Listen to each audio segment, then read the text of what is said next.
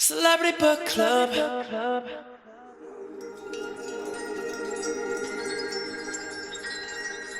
Cold Sun, Persimmons, Japanese knife. Pizza, fresh from the box. Moon winking at my husband. Farm stand at dawn, sheep butter. Viking oven. Duck, roasted. Apples, sliced. Sun, satiated. Christmas, over. Warming cheese, crackling fire, boots scraping on the porch, pizza for dinner. Alpaca blanket. Tom yum soup. Leftovers for days. Masterpiece Theater. Merino wool banh mi. Son's girlfriend home from college. Honey dripping. Damp sweater. Oh, fuck it. Okay. Okay. Whew.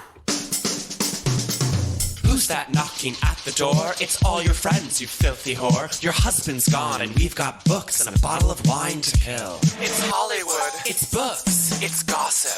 I'm shook. It's memoirs. It's martinis. It's Studio 54. It's Celebrity Book Club. Come read it while it's hot. Celebrity Book Club. Tell your secrets, we won't talk. Celebrity Book Club.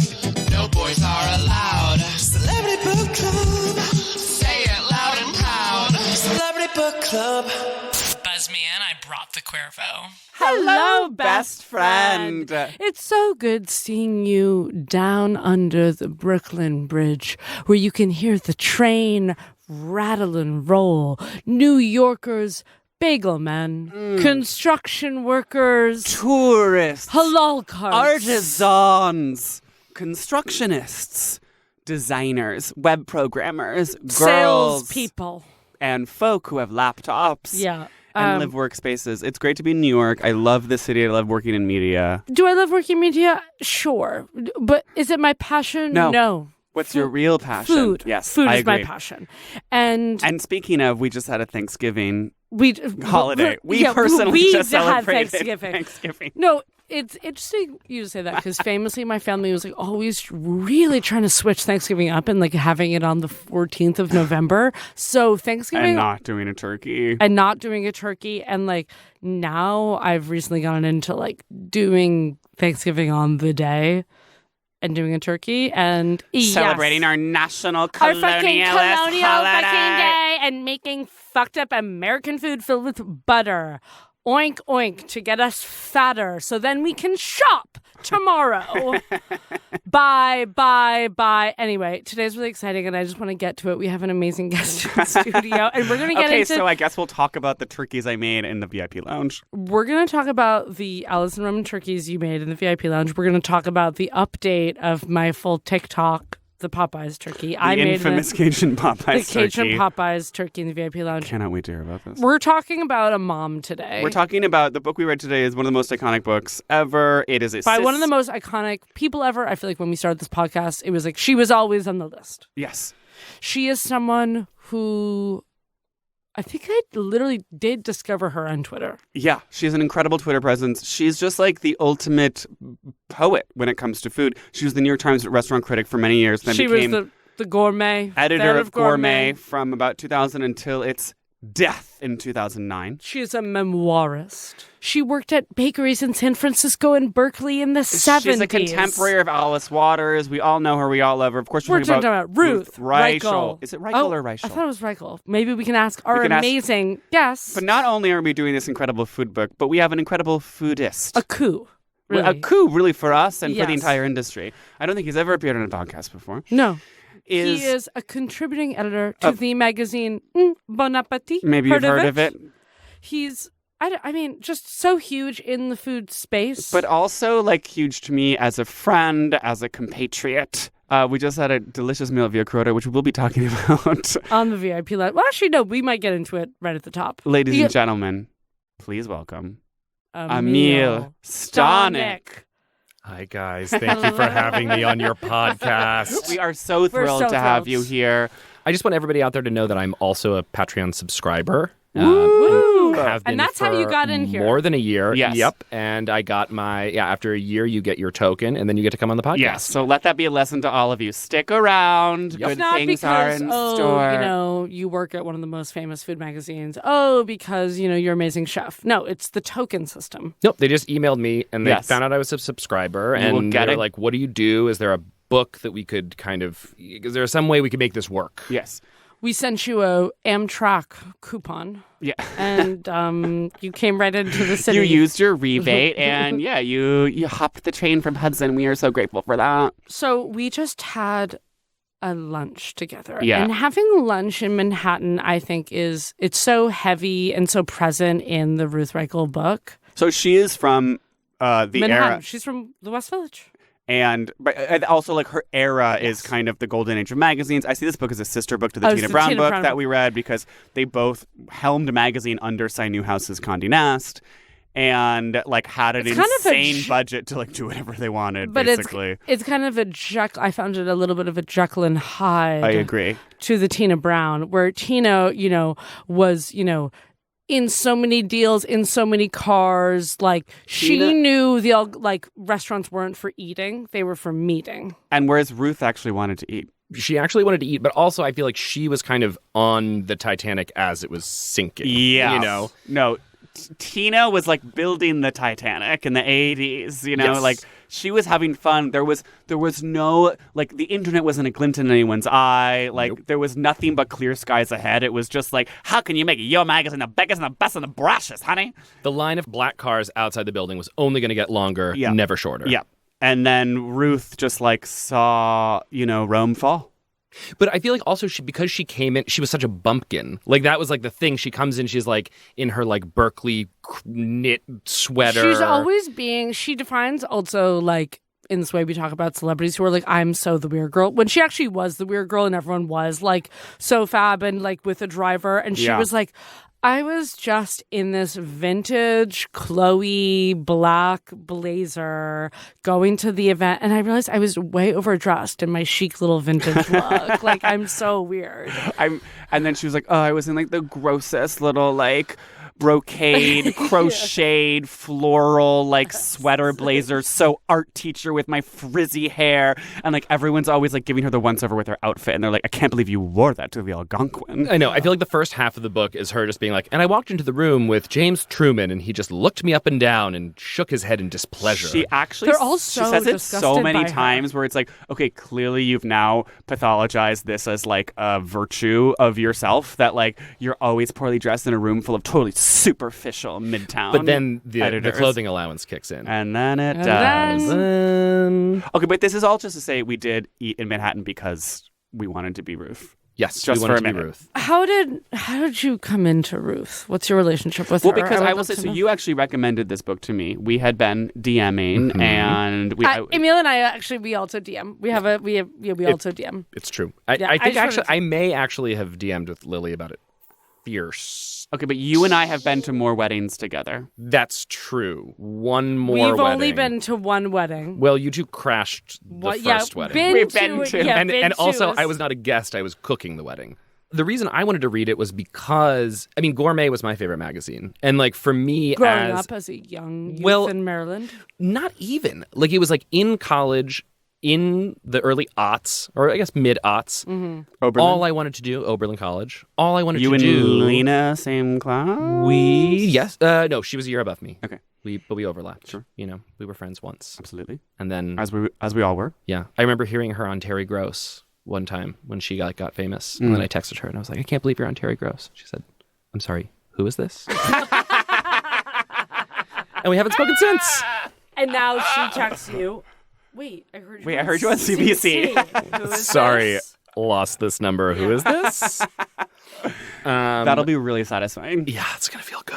And everyone else, they're reading the, Fight Club or whatever in college. And You're reading Gourmet. You're pouring over Gourmet Old in the Gourmet. dorm. No, I was. We're reading Jack Kerouac or whatever. I remember when I found out that Gourmet was folding, and I mean, you could talk to my roommates at the time. I was living in like a big old falling down house, Of like course. Ruth, Yeah, in big Berkeley, communal house Yeah. in Ohio, and was beside myself. I was just drunk all the time, walking around the house, ranting and raving about it. And I was like, where am I going to work now? Bon Appetit. Wow. Because, to me, Bon Appetit was like 30-minute meals. It was like, Rachel Ray. Yeah, and Gourmet was for people who really cared about food, really cared about Really cooking, loved entertaining. It was real writing. Yeah. The photography. Yeah. And now here I am. It was excellence. It did not cater to the lowest common denominator, as all media must do now. Right. No offense to current Bon Appetit, Sure, which sure, does sure. an None taken. incredible job with the None content taken. that they None produce. But, back in the day, and this was sort of Psy's empire, which was like he, as Ruth says, he had a commitment to excellence, and he was like, gave his editors free reign, and it was hire the best writer, Clothing. travel around the world, like take risks. But so Ruth comes in, they bring her in because Gourmet is just, It's no stagnant. one's buying it. Yeah. I think their And it's been Thanksgiving- around since the 40s or something. Right, basically- it's- So old. Yeah. Yes. They realize, it's being written for people with servants, and no one has servants anymore. Okay, Right. honey? This is the 90s. They brought her on because they were like, we got to switch it up. She saw she absolutely anticipated all the trends of just like food is going to become more democratized. It's going to become more international. Like more like middle class Americans are going to want to cook. They're going to chefs are going to become celebrities. It's like all of the trends that we have now. Like she anticipated was like we need to incorporate these in to the culture. May I read a quote that Please, I please. gasped? Yes. She's working at this point, actually, for the Times. And she says, "And all the naive earnestness of a young writer, I cried, Thai food is going to be the next big thing. But our readers," her voice was cool and distant, this is at Gourmet, sir, "have no interest in the next big thing. Other publications attempt to be timely. Here at Gourmet, we like to think of ourselves as timeless." "That can't be true," I replied. "I've learned everything I know about the food of other countries from the pages of your magazine. Gourmet has taken me to Mexico, China, India. Now you need to take your readers to Thailand." She literally... So this was when she was pitching a story Yes. to go to Thailand. When she was like 20. Yeah. And what's insane is she's like, ultimately, I sold the story elsewhere and I did get to fly to Thailand. And I'm like, imagine today going up to, I don't care, any magazine, like any, Bon Appetit. Imagine I go over to the Freedom Tower and I knock on whoever's door and I'm just like, "Hey, I want to write a story about Thailand. Will you fly me to Bangkok?" No, they'd be like, "Oh, it's a story about Thailand? That sounds great." So you're already going like on vacation? Right, exactly. Like So you're funding your trip and you yeah. can write a blog about it They're while like, you're and there. you Exactly. can actually pay us to publish it. Yeah. And they're like, "Oh, you want to do a story on a soup? We'll send you a car to the airport. Yes. We'll have a clothing allowance." Yes. But It's just an incredible... You'll need at least a month in Thailand. but probably. basically, yeah. also at that time, Gourmet was like, "Oh, we did a story on Bangkok," and of course, it was about some insane royal meal, and she was talking about Yes, the street vendors. just the street vendors, which now, of course, is Thailand is more than just Bangkok. across every single pages for Sandy Cobble Hill to make her boyfriend Tom Yum, which is now happening every second of every Well, I know. day. I mean, now every restaurant in New York, it's very just if you don't know Street the food. difference between Northern Thai and Southern Thai, you might as well close up shop and move to Philadelphia. I was going to say Hoboken, but yeah, Philadelphia. Even worse. Yeah. Okay, so Ruth sort of starts out. So she talks a little bit about her childhood in this. Which mother was, to quote my mother was bipolar. Yeah. Father was a German immigrant. Yeah.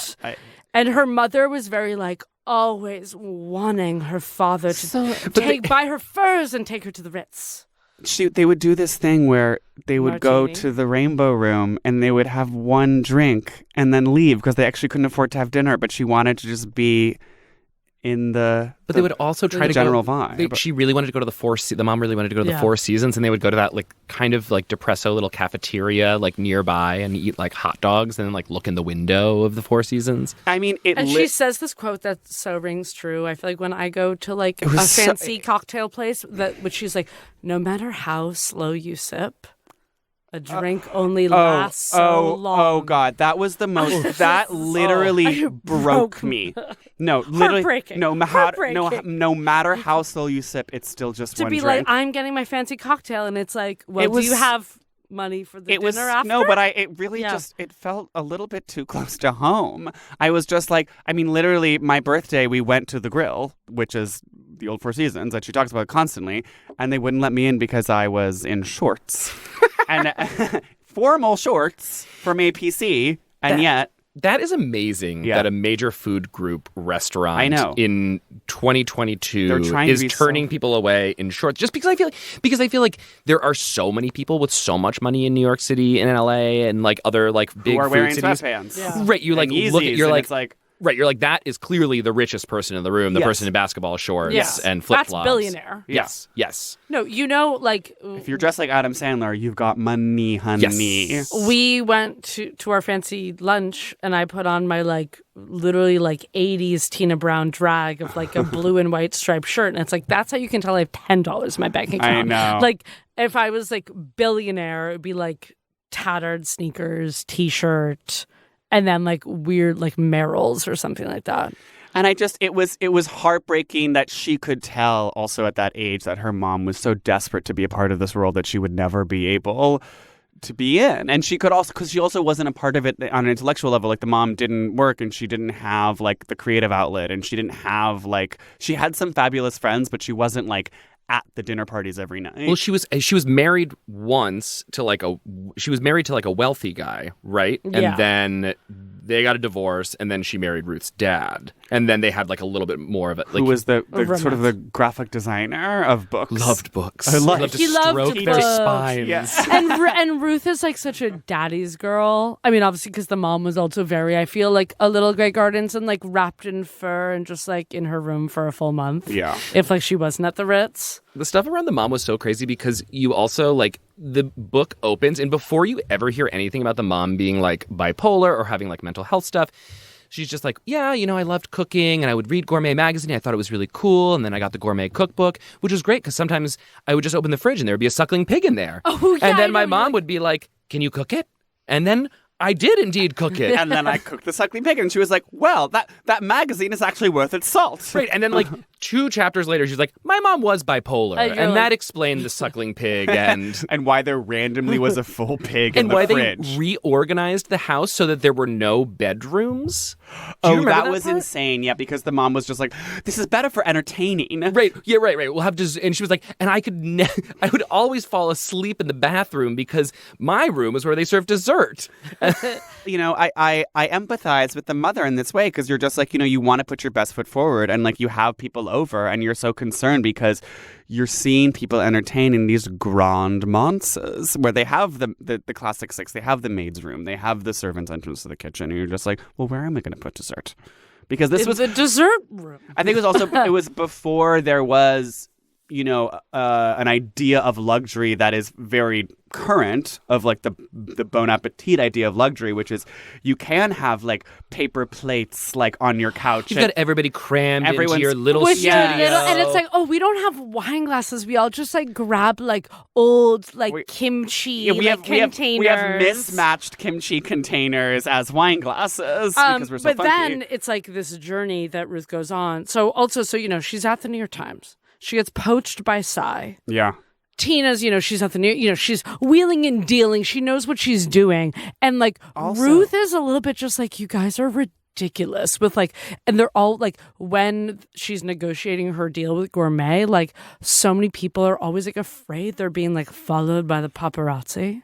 Oh yeah, they're at the Algonquin, and like all the Condé people are being just like, Did they let's follow us? So you, It was like you leave first, Yeah. and then I'll follow because the press, and then she walks outside. And so like, without "There's nobody revealing there." too much in the main episode, as someone who works for Condé, do you find that there remains an air of suspicion, paranoia around Conspiracy the press? theories. I was gonna say no. I was gonna say no, but I mean, if you think about the analog to like paparazzi in like our modern age, just being social media, Right. I Kind feel of like is true. there I is feel like there is a paranoia around it. It's just different, and it's just like, oh, actually, the entire world is watching. I mean, we were on the everything. subway platform earlier, and we were talking about some gossip, and you looked around. I saw you look did. around. You looked around. Yeah, exactly. That to me You're is like, who could be here? Yeah. 'Cause And we're I in think, it's who could Manhattan. be here. And then it's like, a friend will come to me and be like, oh my God, I saw, Carla at the, Fort Greene Farmers Market. What was she buying? I'm sure she was buying fresh Ramps. heirloom tomatoes. Well, but I guess it's also like the idea of like what, when at the time when, our more modern era where it's like media makers, editors, like whatever are not like in the old Conde Nast times, it was like you are like a person who's like floating, does not live in this world. Yes. You are floating above everything. And instead, now it's like you are to be the best possible everyman. Yep. You know what I mean? It's like Carla at the farmer's market. Yeah. You're like, oh, she actually goes. It's not like there's like she has like a task rabbit going to like. No. Or no. like Because whatever. her brand Well, has to be spotted The brand, at the farmer's brand market. is what Yes, you're yes. selling. You're on 24/7. Like that is the And I'd be whole like, ball game. I saw Carla's Instacart shopper at the farmer's market. Someone sees like the screen. I mean, that would be a scandal. Yeah, that would Talk be about a the- notes app apology. Another thing I feel like is so different between her and Tina, where it's like Tina is a teetotaler, if I'm saying that correctly. She doesn't drink. Oh. And Right. in her whole book, she's always She's like, in control. I didn't drink at the parties because I wanted to remember everything. And she has these like meticulous diaries. And like Ruth is always like, sorry, I'm eating and drinking. She was like, at this point I was drunk. It was 2 p.m. Like she's at the office. Like Ruth is enjoying food and drink. And Sai is also like an insane control freak. He doesn't like garlic. Okay, can we talk about how the Frank Gehry Conde Nast cafeteria That was one of the- designed? yeah. And how is this still true? That no garlic is served in the Conde Nast cafeteria? Well, so when I started working at Condé, it was still at 4 Times Square, which is like where Pre-Freedom Tower. pre-Freedom Tower. Indeed, there was no garlic. That was a real Wow. thing. But Sai was still. I mean, we moved. Sai was still alive then. Sai was still alive. He died in like 2016, 2017. And you still saw him all the time, but it was really bleak. Like being so old, like being hobbling? like being wheelchaired in, Okay. head to the side. Okay. Oh, sad. The wheelchair is being lifted up the stairs by like 4 sturdy men. His wife he in a Victoria suit? is yes. No, at that point it was kind of like cardigan. Okay. Okay. Yes, and Victoria is She's- following with the she's- pugs. The only dogs allowed in the World Trade Center. It was like, I'm sure, written into the like whatever contract Condé had when they moved into Wow. there. But in the Pugs. in 4 Times Square in the like original building, no garlic. The food in the cafeteria her description of the food in the cafeteria was pretty accurate. Like you could get a good sandwich made by a couple of true sandwich artists, and outside of that, it was like pretty bleak. I love she that describes from it as true sandwich artists. absolutely disgusting. Yeah. She's like the noodles were limp and overcooked and smothered in sauce. The only thing that was good was the sandwich artist who would put extra meat for the interns because they know they're getting paid. Right, and she brings Doc Willoughby in for like an interview from Cooks Illustrated to like be her executive editor or deputy editor or One of something like those, that. And he really wants to see the cafeteria, and he brings her in. She brings him in, and he's looking around, and he's like, "Can we go somewhere else?" And she's like, "And then I knew I wanted to hire him." It was like a test. That really So that many cafeteria food scene. tests. I just did a Devil Wears Prada rewatch, and I was like, when Anne Hathaway gets her like creamy chowder or whatever, and then Stanley Tucci is like, "Are you kidding? Like, what is you're buying cream right now?" Celebrity Book Club.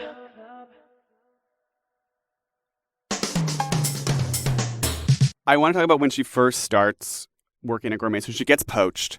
And she has this incredible critic's eye. And Gourmet is kind of a mess. It's obviously, there's a huge budget. There's this test kitchen. They're doing all this food all the time. But things are not running smoothly. There's a lot of acrimony. And this is kind of the first time that she proves herself to the staff by being like a food genius. Yes. And this scene really took my breath away.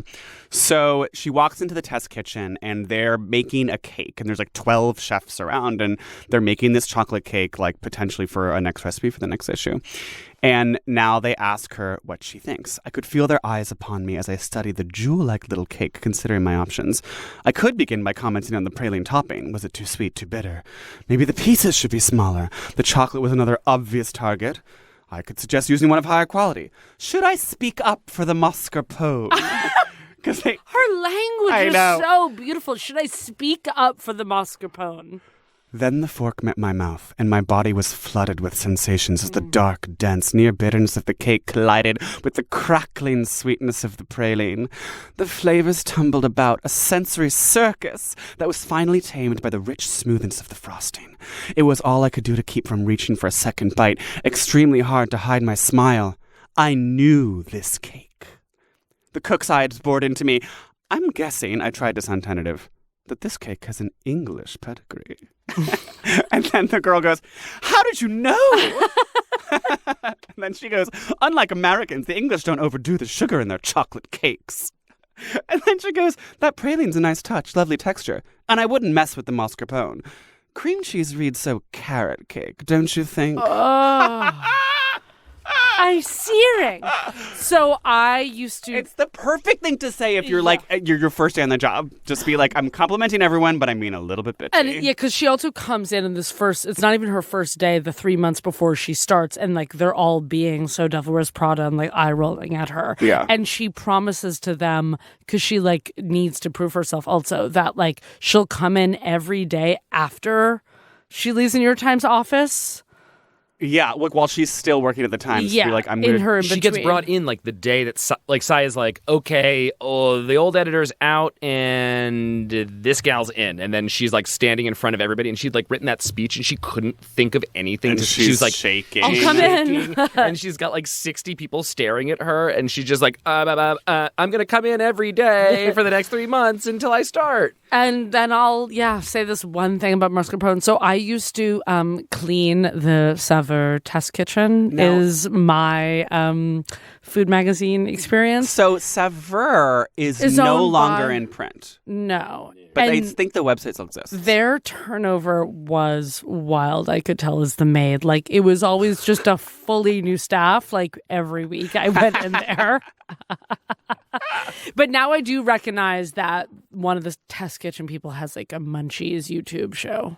Okay, so Saveur was a jumping off point. For her, but it was very like ground. They were always redoing The Office, and I would like grab a Saveur on my way out, and like I feel like at Did first, you see the magazine get thinner and thinner? And I feel like pages running away. And I feel like they were trying to actually take over what Gourmet used to be pre-Ruth, where it would be like 7-page story about going to about like a crème glacée. Yes. Yeah, but at a certain point, all of the Saveur stuff it was like the Saveur. I feel like the way that people would talk about Saveur at Bon Appetit when I started was like, that's what we want. We want to be Saveur, 90s Saveur. It was like 90s Saveur. Gourmet was too close, and it was like, we want to be 90s Saveur. We want to be retro fabulous. Well, yes, and we want these kind of like lush stories where you have like a ton of texture and you're really like journalism. Yes, and you're like exploring cuisines and like, by the end I feel like Saveur was kind of like, there are a lot of things that I liked about Saveur, but I feel like it ultimately was like every story was kind of the same, and it was like, I haven't been to where I grew up, blank place in blank country in 10 years. And I went This was my first trip back, and I to make blank dish with blank member of my family, and then they're kind of shooting at themselves, and it's like a little awkward. Well, I was always trying to like be so wise, like in the movie, like they'd be making something in the test kitchen. I'm like, Good Will Hunting, and I'd be like Swiffering, and like, and them just being so like, hey, you over there with the Swiffer, do you want to try this? And and like, I wanted to be like, oh, me? Yeah, sure. And then all of a sudden, like, I say something like whatever, cream cheese. I'm like, oh, good touch with the slivered pistachio. Almonds would be too Jordanian or something like that. Is that rose water I taste? And they're like, have you what? tried orange rind? And they're like, what if you came in tomorrow? It's just a part-time job. Oh, yeah. Do you want a spot here? You're just like cleaning after hours, and there's like one of the test kitchen editors is like crying because they can't figure out how to make the cake better, and you're like, let me try. Yeah. What do you know? You're just a maid. And you're just like, my mother worked many hours cooking soup for the governor of New York. I learned all her tricks of the trade. She used anise, actually, in her cheesecake. She raised those kids like they were her own. But the thing about that cake, though, and that anecdote was like after she had like, done her performance in the test kitchen, the food editor was like, how did you know that? That's actually incredibly random. Like, don't give me this like English pedigree shit. And she's like, I actually literally had that cake last month and asked for the recipe and bake it all the time. So it was just like, and I'm like, it was the kind of thing where I'm like, in this book, I'm like, is that a true story? Because that sounds crazy. Well, what I loved about it was like, she was like, we had been at this restaurant in London. So it's like, she is still being like globally fabulous. It's like, it does make sense. She's trying restaurants every night of the week. Well, and also if you're like thinking about like before food was a thing, yes, it was like when people are talking about like a very specific caliber of restaurants, that like there's only a certain caliber, quote unquote caliber of restaurant that is going to be in Gourmet that she's going to go to if she's in London. It's like actually like far fewer. Well, but and I don't think that it makes her a fraud that she remembered that she could remember that recipe from London. I think it makes her like more believably of that world and makes her observant, and like that's what an editor needs to be. I was just wondering if that story was true because it seemed like it just seemed so crazy. But I believe it. I believe it because I feel like one thing that's weird about memoirs is like sometimes there's all these specifics and you're like, you can't possibly remember that. I don't remember what I said last week. How do you remember what you said 15 years ago? But this book is like, there's kind of big swaths of time she kind of skips over. So that's why I kind of do believe the stories a little bit, because it's not being so, and then the next day, and then the next day. Like, it seems like it is only just what she remembers. I agree. The dramatic parts of this book that I'm obsessed with, and is why I am obsessed with Ruth Reichl, because she is so dramatic about food, is the story when, so her son hates Nick. He hates that she's the critic because, she goes out to eat every week. She comes back from a night out and he's asleep and he's like, Mommy, I'm hungry. And she's like, did your babysitter feed you? And he's like, yes, but it's not as good as you're cooking. And then she's like, this reminds me of the scene in Something's Gotta Give when Diane Keaton makes blueberry pancakes for Jack Nicholson. And she goes, do you want me to make spicy Chinese noodles? They'll be done in a flash. And she's like, Nick patted his feet. And she's just like, ginger glistening, garlic in the pan. And it's like this, it's so Manhattan, like this 10-year-old, like craving her like gorgeous. And she's firing up the wok. Her momofuku, like ginger scallion that was so noodles. crazy too, because I got confused because that anecdote came kind of like early in the book. And then like later on, she reveals that her kid like didn't eat anything that wasn't white. I was confused by that too, because he had this crazy like sickness for 12 years and never ate anything. Yeah, like as a baby, they were like noodles. They were like, he has like some kind of autoimmune disease, and so we have to keep him on this cocktail of antibiotics or he might die. And then she's it was like making him like chili garlic. No, because then it's like then they have that story about him like going to the Japanese restaurant and like he literally just eats rice. The omakase chef who slowly introduces him to like increasingly rare fish. One thing at a time. Barracuda. And then they're like, let's take him off the antibiotics. I think it's time. And I was like, is this like a Munchausen by proxy? Like, I mean, isn't it always? They're like, he was so little and sickly and he would never eat anything except white foods because we kept on giving him the drugs because he needed the drugs, otherwise he would die. But he was kind of dying because he was really malnourished. And then we took him off the drugs, and now he likes eating everything, and he's 6 feet tall. That was the lesson I got from it. It was just very like, he's on the pills because he needs to be on the pills because he can't eat anything, but because he's sick because he can't eat vegetables. Yeah, because he's on the pill. It was just like, there's a circular logic here. Why don't you just stop the? Totally. Yeah, I'm like not here to question Ruth's parenting, but that did seem like a little bit sus. Amiel, how often did you go to eat as a child? Did you have a passion for restaurants as a child? Oh, I loved restaurants as a child. Okay. Well, because my parents are very my mom's a nurse and a nutritionist. My dad's a dentist, but he grew up in the Soviet Union, so he's like has a both with food. an oral fixation.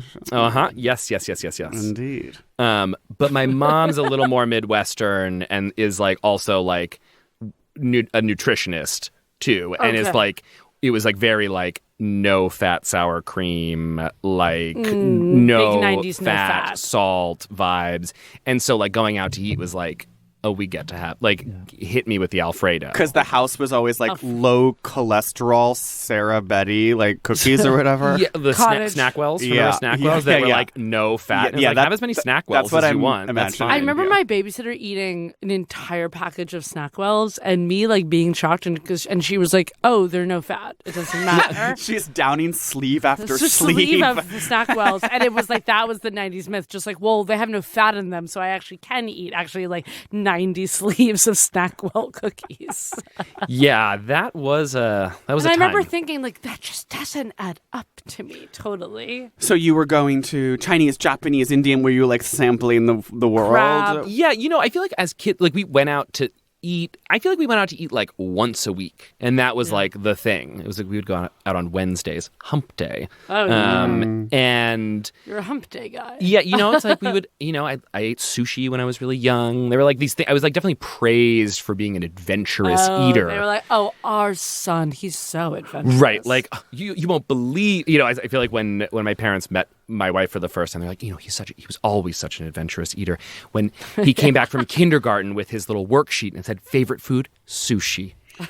Second favorite food, pizza. Can you believe that? Wow. Yeah. Wow. I mean, I'm stunned. Yeah. A kindergartner Kindergartens? liking sushi? Little California roll. I mean, because when I would go to the Japanese restaurant Shogun in Newton, Massachusetts, I would always have the chicken katsu as a child because that was kind of the kids' one. There's no way I would have been allowed to order the chicken katsu. Wow. It's a fried fried. chicken. Oh, that was Yeah. against your 90s like health fried credo. food. Yeah, no Wow. fried. I mean, I wish I had been more adventurous, and I'm embarrassed to say that I was having the chicken katsu at that age. No, I mean, I was getting, I was referred to sushi and I was getting the tempura.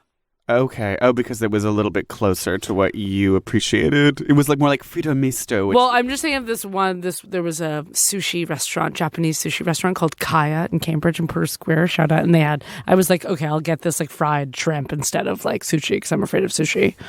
Yeah, but I think also you guys are from the Boston area, a little Yes. more urbane than the No. suburb of Baltimore that I grew up in. And I feel Sure. like Well, going to I don't sushi. know if it's that more Oh, urbane. yeah, They're that's both true.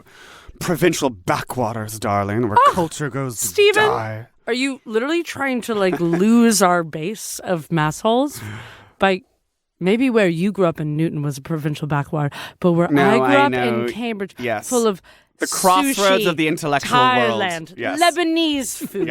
Okay, All the greats I'm came gonna from wash Cambridge. your mouth out. From with... Mario Batali to Helen Keller. Speaking of Mario, should we get to the dinner at Balud where she spies Mario, Eric Ripper, and Daniel Balud all talking to each other? Isn't that at EMP? Not You're to right. fact No, check. no, I believe you it's are at right. EMP. It is at EMP. Was it because there were like two big chef's night out dinners? Yeah, There was there's these, one like- at Balud Sud. I think that was the first one, and then there I was like believe it was Barbalud. I think Bar Balud was the last because they had like That's the final one. That was like the end of the era. The recession's happening. We're having foie gras for the last time before we go to jail. Yeah, And like it's like David Chang and everyone's just like crammed into Barbalud and just like sucking parm down and everyone's getting truffles rained on their pussy and it's until 3 a.m. and she's like, we all knew everything's going under. Like, I feel like she knew like Mario was so nasty in this way because she was like there is that. Yeah, she wait, basically just tells a story about how like someone explains to her that like Mario and Eric Ripper are like they're trading sous chefs and they're like that's what they do, they send each other Their he's best. sending someone from Babbo to to burn it down, and no one is like possessive over their young gun. It was they like the must learn- publisher who was like, "Wow, the food world is so different Yes. from the world, like he any was other like, world." Donna Karan and Ralph Lauren would never be in the same room, which I also don't believe. But I'm like, yeah, so random. But It was then just like, yeah, somehow they how she just like segues and she's like, and this was before the Me Too movement. No, it's the most like 2019 edit of just being like, and back then I wish we had spoken up in our own ways more, but it was a different time anyway. We knew that these men were sometimes a little handsy, but we didn't think it was that bad. And we all were thankful that we got the opportunity to work with them. The other moment... Although I feel like she also wasn't working in kitchens as much. So it was like... Well, she worked in kitchens early on in like the Alice Waters Berkeley, San Francisco, which was probably a lot less like so many handsy batalis. Yeah, she was working in it sounds like a very rarefied, like, she was like, I was just bringing in herbs from my garden to like garnish salads with because the communal soup kitchen restaurant that we ran was running out of money. Yeah. And it's like, she probably wasn't exposed to that as much. No, to like the yelling, the toxicity of restaurants. Yes. The other moment, of course, I feel like every single book we read has to talk about 9/11. Oh my God. Sorry. Stay with me. The 9/11 chili. The 9/11 chili. The 9/11 chili. I have a huge note about this on my phone. I was reading, and I have the leftover turkey in my fridge, and I was like, I need to make her 9/11. Did you make it? No. I didn't have the beans. But I did make actually a very Ruth meal with my leftover turkey. I did like a Vietnamese rice noodle turkey dish last night with fresh herbs, carrots, Popeye's turkey, and traditional did you give Vietnamese. It to any local firefighters? Yeah, so I actually just started. I just got in my car and I drove to Staten Island and I just started knocking on doors. Followed the sounds of sirens. She was like, so I love how they escaped to Hudson where you live or whatever, and they were just they go to their.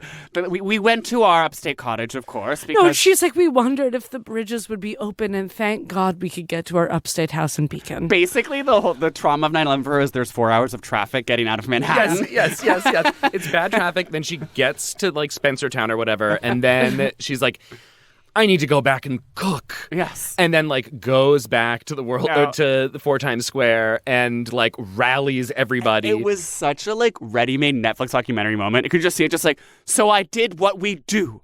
We cooked. Yes. And it's like, cooked. Well, the kitchens were closed. I get there. Everyone was there.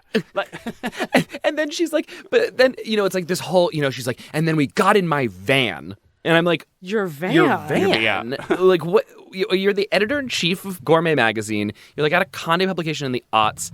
And you go upstate all the time, and you have one kid, and you're driving a van? Well, that's the theme of the entire book is, like, she takes the subway, and everyone at the magazine is like, you took the subway? She describes going on the subway, like, maybe 10 times. No, I was like, is this a Lou Reed song? I was like, you must calm down. She's just like, jingle, jangle, saxophonist, rattle, rattle. And it's like, you actually need to calm down.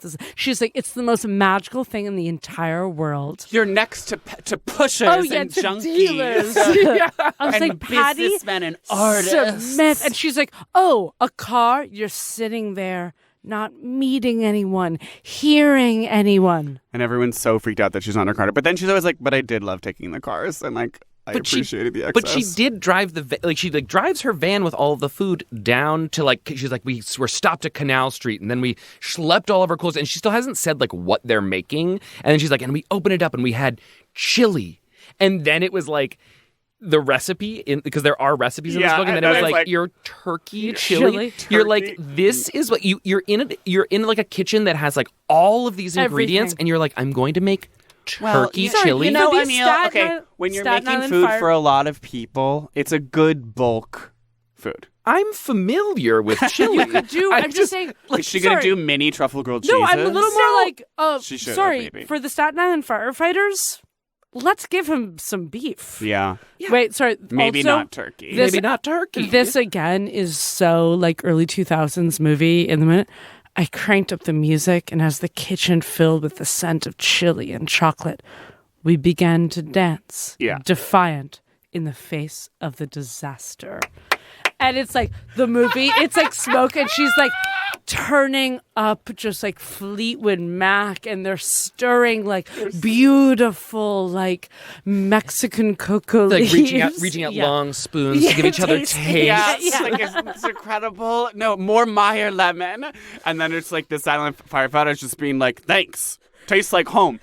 It does sound like it sounds like every single like do-gooder chef in the city was like, I can make food. It sounds like Grunsrud was absolutely flooded with like gourmet comfort food, and they were like, we actually don't need any more food. Rocco DiSpirito is pushing Ruth out of the way, just being so like, I actually made a lasagna, and then Mario Batali is like, I made puttanesca. And they're like, we're actually good. What we need is just like maybe more ladders or something. Well, it feels also like very like COVID, you know, like our like version of the thing where it's like everybody cards. like We're banging, we're buying gift cards to Clum So Corm, and they're Every like, we don't food account is need like, them. Yeah. look at all of the sandwiches that we made. Yeah. And we're giving to the doctor. Yes. And it's like, Nurses are like, we're good. I'm good on the sourdough. Like, It kind of reminded me of Occupy Wall Street, a protest that I was super involved in. oh yeah, And I remember going down there to feed, to feed, basically to get food, because everyone also had the same idea. And there was literally like all of Zuccotti Park from like start to finish was like a full wedding buffet line of just like food from so many different restaurants. And you were like, this is maybe more than anyone needs. Just like there's plenty enough for like every protester and their entire family to have thirds, and there's still more just like lemon, oregano, parsley, cold pasta from like whatever Chicken piccata. from this like Brooklyn restaurant that like wants to prove it's like progressive bona fides. oh damn, now FOMO. I feel like I missed out on that. Okay, wait. There's so much we need to talk about. I know this book is insane. Okay, wait. The dress. Oh, Severine. oh, and I asked it, and I was Severine. like, I started to Google Frank's. I literally it was chilling. This dress you must have. You must have this dress. So basically, she goes to the store in Paris when they're on this insane, all expenses paid trip to do a full Paris The entire issue. staff. The entire staff. The entire staff goes to Paris. They rent a house with a kitchen for all of the test kitchen editors to like why exactly I don't know, to like test French recipes. Yeah. And then the rest of the staff is staying in different hotels every single night. We traveling true Conde Nast style, staying at the city's finest hotels, testing the beds, the bathrooms, the service. Sertle forces us to all be guests from hell, dreaming up wicked tasks for the concierges. How quickly can they get a blouse cleaned, arrange a car, send flowers to an ailing friend? This is what I want our jobs to be. I want to be like doing wicked tasks. It's insane. And then they're renting 8 apartments with like massive kitchens. So Separately. Just, like, and then the whole time. and then going to restaurants. And she's like, I landed. I never have champagne when I first land. But of course I was forced to. And then this guy brings out the flat champagne that you have. It's like a 1971 champagne that you have to have with this caviar. And he's like, hold it in your mouth. Hold it in your mouth. Wait for it. And it's like the bubbles hit at minute 2. Wait, are you talking about the Severine's Or, like, husband? Yeah. Yes. That she meets at The the ghost. Russian The ghost the that she actual meets. ghost. So she goes to this vintage store and she's trying on this dress, and it's like 100,000 francs. and it's a 1959 Yves Saint Laurent. When Yves Saint Laurent was designing for Dior. Yes. But the lady like puts it on her and like takes a long time like lacing it And it's up. like, you sounds must. really you complicated. She's like, you must have this dress. It's so you. It's so you. And she sees this label on the inside of the dress that says Severine. And she's like, what's Severine? She's like, maybe it was the woman who owned it before you, but now it must be yours. And she does not buy the dress. She goes to the Russian... But she gets a card. She gets a card. A business card from the woman to maybe sell her the dress. She goes to the Russian caviar later. She's dining alone. Then this ghostly man starts talking to her next to her. Who's like eating a huge thing of caviar and drinking like a 40-year-old bottle of champagne by himself. A bottle of champagne that was like fished out Goals, from the yeah. wreckage of the Titanic. Yes. And then they start talking, and he's like, you remind me of my wife. Wait, what was the thing that he said? It was so good. You eat like her. Like you have like a lust for life, and you're like willing to like you eat like when you're alone, like you like want to crave the world, and you're ravenous. And she goes, oh, what was your wife's name? And he goes, Severine. I was like, sorry, I believe her. He said, my wife ate caviar as you do, slowly, avidly. Yeah. You put me in mind of her. Oh, and then it's like there was the whole thing also where the woman tried to talk her down, where she was like, I got 2,000 francs taken off the dress for you. Yeah. It is now only 75,000 francs. 75,000 francs. And So then he tells her that his ex-wife is Severine, or dead wife, sorry. please do it. She reaches into her purse, rips up the business card. The dress that rips it up. And she goes, the dress had already given me everything I would ever need.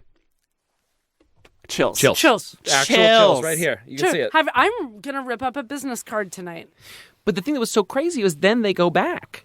Then that was like the like full circle thing where it's like the last issue of, or like one of the last issues of Gourmet that she's doing. They're like, there's no money. We don't have any money. There are no advertisers anymore. And she's like, we'll do a Paris issue again, but it's just me and the travel guy. Yeah. And we're going to stay in horrible hotels. And they like go to one nice restaurant. And she's sitting across from the guy. From the guy. The ghost guy is there again. He's like, do you remember me? And she's like, of course I remember you. Putain. Oh. Okay, but that also trip is so beautiful. I mean, that's a lovely narrative device in the book, how she has this like Popper's trip to Paris. Yes. After the wicked trip to Paris. The Popper's trip to Paris that echoes her trip to Paris when she was a kid, when she was like 20, and she was like, and I was just eating crumbs from the boulangerie and she has this realization. She goes, I realize that money becomes a barrier, insulating you from ordinary life. Because she has all these wonderful experiences where people are like showering her with like fun food and bringing her into like restaurants and bars. And when you're like acting rich, no one wants to give you anything. No. They're just like, oh, she's good. She's prissy and stuck up. We're not going to deal with her. And then when you have no money, just that baguette and cheese. Doors open. People want to break bread with bottle yes, of wine. Absolument, mec. Putain. It was like people were just like, you must dine with us. And they all had this like, they wanted to like show off their country to her and be like, okay, I'm going to give you the best thing because I can tell that you're penny pinching. Yeah. Well, that was also, I feel like that felt really like, it was interesting thinking about that experience she had in Paris in restaurants where she's, they're kind of like cosplaying as paupers and getting like fed for free by all of these people who are taking sympathy on her.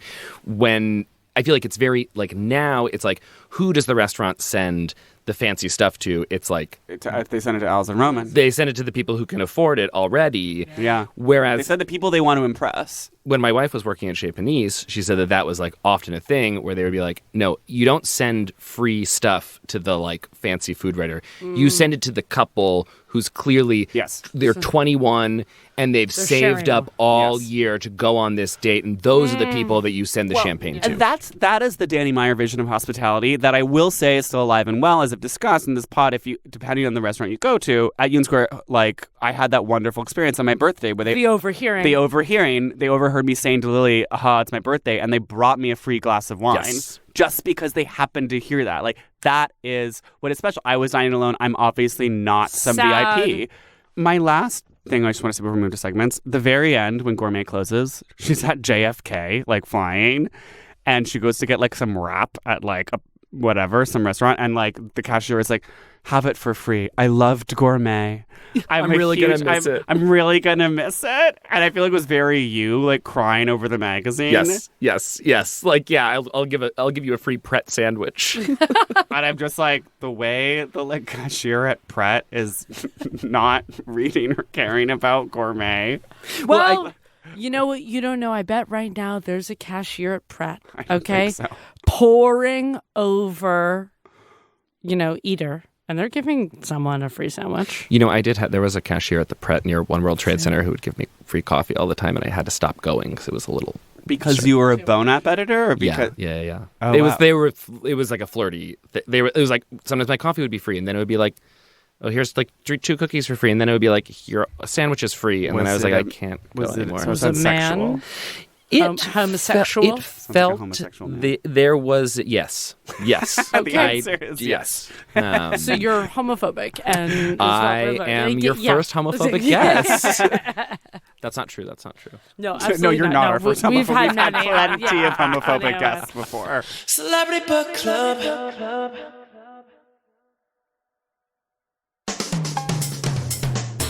Delicious segments. Cold segments. Delicious, cold, steamed segments. What does she wear? What does she eat?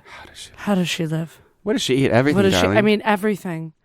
Dumplings, aspic, pizza, bread, butter. I could do this all day. She definitely made a big thing of being like, when she's like out at the hot pot restaurant in LA when she's trying to court Laurie Ochoa and Jonathan Gold to come work at Gourmet, and she's like, the owner's new Jonathan, and they brought out the big hot pot of like vegetables and organ meats, and all the other guests were just eating the vegetables. And Lori and I, we always had a taste for the intestines and the congealed pig's blood. and and the the, brain. They're doing amazing things with offal at this tiny hole in the wall. She is original, like, white girl at the Chinese restaurant who's Yes, like, I yeah. will get the blood soup. yeah. Can I have the authentic version? Yeah. A story I'm sure we've told it on the podcast. We were in Brooklyn, Chinatown, and Stephen ordered a cold rabbit's blood noodle soup. Wow. Yeah, the waitress was like, kept on being like, "Are you sure? Like, you don't want this?" And I you were was like, being so "I want it," and it was just like a bowl of blood noodles. It was How was it? gross and creepy, and we were like, it's a little slimy. Yes, Ruth is, of course, having omakase, but she thrives on. I will say she also does like fancy restaurants because like Yeah. the whole part of the book she was like, like Eric Ripera is doing amazing things with foie gras right now. It's a cloud, and it's like her normal business lunch is foie gras and wine. Yeah, it's like so decadent. A lot of the restaurants that she's talking about. I mean, it's interesting because these are the restaurants that were cool in like 2005. Yes. And the very like the restaurants that like 2008 just eradicated. It was like the white tablecloth, like very platey, very fancy, very Yes. like big plate, small meal. yes. How does she live? I mean, it's big table in the dining room She where they invented gather. farm sink. I mean- Do you feel like she was the first person to have a water filler, that thing that everyone has to the have in the Berkey? kitchen Oh, now? Berkey. I don't know. I Not you wonder guys if Berkey both is- calling it a Berkey. That's what it's called. So it's what it's called. We're upstate girls. Well, I got They call it a this is pot how filler. you upstate got girl yours I at am. Dimes from the sculptor. No, I got my Berkey. It was, I found it free on the street Wait, in Hudson. no. No, we're not talking about the same thing. I'm talking about that thing that's like above the stove that fills a pot with water. Oh, like yes, Just a definitely. faucet that's only It's a to fill for faucet that's pasta in the, water. on top of the range that you can you're pull talking about over. a pasta arm. Yes, a pasta Yeah. arm. That I'm like sorry, pasta arm. That's what it's Pasta called? water. I've heard it called a pot filler on Okay. like Netflix makeover shows. I don't know which of these sounds worse. Both are bad names. Pasta Yeah. Just arms. things. And I discovered that from You guys are talking Made- about that dime ceramic water. Yes, that's like Yeah. huge tank. and it's like such a tank, and you're You like have okay. You got Listen, I don't live in New York. The water tastes bad where I am. low, medium bed. I feel like it's a 4-poster and it's somewhat high. And it's like Amish wood or whatever, and it's like kind of minimal, but it's like still kind of high. And I mean, obviously, piled books for her and her husband on either Yes. side with like Glasses little on reading- either glasses side. everywhere. I feel like they're also still that classic Bose 5-disc changer in the kitchen. Yes.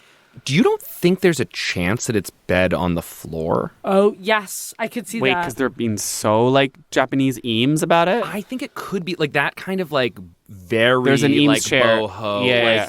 There's like a big bed on the floor. There are some like nightstands that are like made for a floor bed and are very nice and like designer, but then there are just tons of books stacked up. Ultimately, no. You don't think so? I don't think she's getting down on the floor. I think her bones are creaking. Well, yeah, I mean, I guess that's the thing. She started being the editor-in-chief At Gourmet when she 50. was 50. So But she's in her also- 70s now. It is also, in the How Does She Live, she also had an assistant Robin, who she met. She's kind of like, at the end, she's like, Wait, yeah, and then then- I realized I hadn't done anything for myself in 10 When years. Robin, we talk about how everyone liked the Where Are They Nows, and she's like, Robin went on to become a reservationist at a hot restaurant. Do you know what I realized? I sat in Robin's chair, her literal chair. no. Yes. Ruth's office became the editor-in-chief of Bon Appetit's office, and the cubicle where Robin sat Shaking. became Oh Shaking. my God! You're Wait, Robin. It was literally the You're same office. Robin. They Who just are you in they the just book? scraped the word gourmet off of all the signs and put Bon Stop. Appetit on top of it. wait, in her office with the very colorful scheme that she picked out that everyone was shocked by. 'Cause Yes. Oh, when she was like, I want a table in here, and they're like, you don't want a table in here. Wait, so was it as wild as she describes? There was a redecorating budget, so I don't think I didn't see the So office. Adam had redecorated it Yes. to be more masculine. Yes. Dark leather chairs. No, not dark leather, but there was like a big kind of like, what do you call that? Like one of those big wooden like things. Long. It's got, like, Credenza. it's like a credenza with like lots of like very shallow drawers. Okay. That you might put like prints in. but very vintage. I know. Yes. Yes. That an artist who has a loft in Soho that they've had since the 60s would have in their loft to be like, this is a drawing I did. Yes. In 72. But it's empty. And I'm getting ready for my MoMA No. retrospective. Decorative. What does she wear? I mean, it's just like so like Japanese linen black smock blazer. I guess, like, do you think she's Eileen Fisher, or is she way funkier, or is she a mix of Eileen I think Fisher and it's funky? mix. She has like she has the just the classic Eileen Fisher pieces that she knows that work, The and then go-tos. she has the vintage pieces that. Is she going down, what's it called, Warren Street, and window shopping and getting a lamp and like a random blanket? I don't. She's all over a flea market. I feel like she knows Warren Street is so overpriced. Right. Yeah. I don't think that she's going to. Maybe in She's 94. internalizing I the think lessons of her second Paris trip. Yeah. She's not overspending. She's Yes. not buying like a $6,000 credenza. I think she's like going to a different flea market in Columbia County. Right. I think she's like maybe getting little like tchotchkes, you know, like, oh, I found this cute. I went to a yard sale and I got this cute little like mini beer stein that I'm Yeah, gonna like put up isn't on that fun? I'll get it for Nick. Who are you in the book? So you're Robin. Obviously, you're Robin. Robin. You're literally Robin. Yep. And I feel like you are. am I? Are you Gina?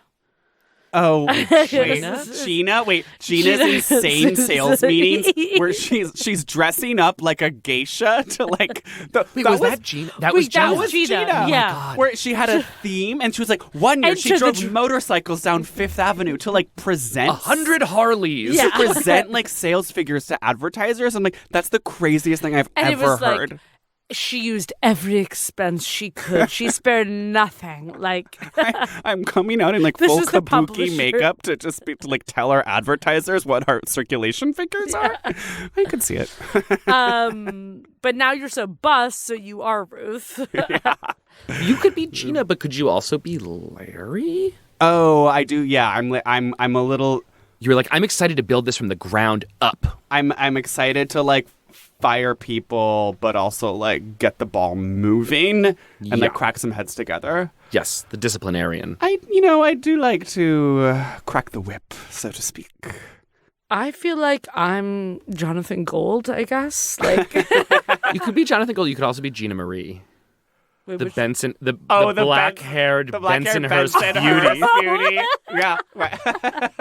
Wait, she was really fabulous, and she was the PR rep for Condé. No. This is the test kitchen person who was like had to make the chili Oh, or oh. the sloppy joes over and over and over she and over did again. she ended up doing the scallion cheddar rolls for the sloppy joes. Yes. And it was like Gina Marie's scallion cheddar rolls. Classic Gina Marie's scallion cheddar Wait, rolls. this is you because you're just like every single night you're like, yeah, me and my wife made another rigatoni. Yeah, I'm like, we're trying the rigatoni again, though, to get it perfect. And her Yeah. her whole family has like a Sunday lunch, and she's like, there was a thing about Gina Marie is her entire family sat down to like a 12-person like lunch 90 every course. Sunday. I've been hosting like a 12-person family lunch for the past For week. 7 days. Okay, done, Gina Marie. I give this book 5 out of 5 cloves of garlic. I give this book 5 1971 bottles of Dom Perignon out of 5. Yeah. It's stunning. And I highly recommend. Any of this book, I think you read this and read Tina Brown's Vanity Fair Diaries like one after the other because it's just a fascinating documentation of a world that no longer exists. I'm gonna give it 4 couture dresses with Severine stitched into the lapel out of 5. Right. I feel like she gave a lot of the anecdotes of the boring parts of being a gourmet editor and not as many of the really exciting. It was like a lot of like ad meetings. Yeah. And it was like, and the numbers were still going down and less like, I like the trips. The trips are fun. The trips Yeah. are fun. But, as she says, I mean, she foretells this in the beginning. She's like, it became all about ad meetings. And that was Yes. her undoing. Because Yes. she also became too focused on that Brand side of Ruth. it. Yeah. She became Brand Ruth. And when she was just like, I'm going to 1,000 like women on the world conferences and I'm winning so many random ass awards for like. But also, I mean, I guess this is over, but like. This is over. I mean, This is never fucking mind. over. We have to get in the VIP lounge. all right, we're gonna We're keep gonna talking go. We're in the keeping VIP talking, lounge. okay? Amiel, you can't leave. You can't leave. We're You're locking the locked doors. in. For the rest of you, Literally best. Go have a meal. Go have lunch in Manhattan in the middle of the lunch week. in Manhattan in the middle of the day. And then also maybe bring this book for amazing dining alone armor. Actually, don't bring this book to lunch. That's a little too band teacher. Yeah, that's a little... Yeah. Bring Tina Brown to lunch. This at home. Although I will say, remember when I brought setting the table to the Denny Meyer restaurant, and I also got free wine, I think, because of that. Oh, I guess basically just go to a Denny Meyer restaurant because you can get free wine. And we still have yet to go to his daughter's gelateria. Anyway, literally best. Best. Beast. Celebrity Book Club is presented by Prologue Projects. The show is produced by Benjamin Frisch, with editorial support from Leon Nafok, Andrew Parsons, Arlene Arevalo, and Madeline Kaplan. Our production manager is Percia Verlin. Original theme song by Stephen Phillips Horst. Artwork by Teddy Blanks at Chips NY. Follow us on Twitter and Instagram at CBC The Pod. Subscribe on your favorite podcast app. Leave us a review and don't forget to tell your friends, well, about us. And don't forget to go to patreon.com for access to the VIP Lounge, our exclusive bonus podcast.